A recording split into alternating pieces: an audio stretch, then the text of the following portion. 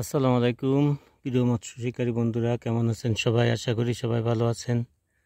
আমিও আপনাদের দোয়া এক প্রকার ভালো। দেখুন, আসছি টুঙ্গিপাড়া বন্নি বাওড়ে, অনেক বড় বাওড়। তো এখানে প্রচুর মাছ আছে।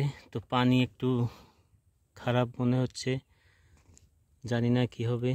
তো আপনারা যারা চিনেন তাদেরকে তো আর পরিচয় করানোর দরকার হয় না। এটা হচ্ছে আপনার গোপালগঞ্জের থেকে টুঙ্গিপাড়া যেতে মাঝামাঝি পথে সিঙ্গিপাড়া বলে, সিঙ্গিপাড়া। এটা অনেক বড় বাওড়। আমি জানি না তো বড় বাওড় বাংলাদেশ আর কোথাও আছে কিনা। আমি বসে আছি যেখানে একটু পাড়ের দিকে। তো এখানেই 8 ফুট 10 ফুটের মতো পানি। আর যদি আপনারা একটু ভিতরে ঢোকেন তাহলে এখানে 30, 40, 50 ফুট পানি হবে।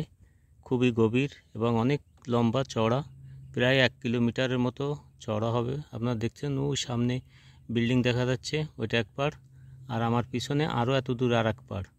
তো বুঝতে পারছেন কেমন হয়। তো যারা চেনেন তাদেরকে আর তো পরিচয় করানোর দরকার হয় না। তো সবাই দোয়া করবেন। হয়তো মাছ হলেও হতে পারে, দুপুরে জোয়ার আসবে সেই আশায় বসে থাকা। চার ফেলেছি, আবার ফেলতে হবে জোয়ারের আগে। তো জোয়ার আসলে 1-1.5 ঘন্টা 2 ঘন্টার ভিতরে মাছ হয়ে যাবে। এখানে অনেক বড় বড় মাছ আছে। আপনার কি বলবো, নিজে তো ধরতে পারি নাই, তবে দেখছি যা অনেক বড় বড় মাছ এখানে। তো দোয়া করবেন, সবাই ভালো থাকবেন, সুস্থ থাকবেন। আল্লাহ হাফেজ।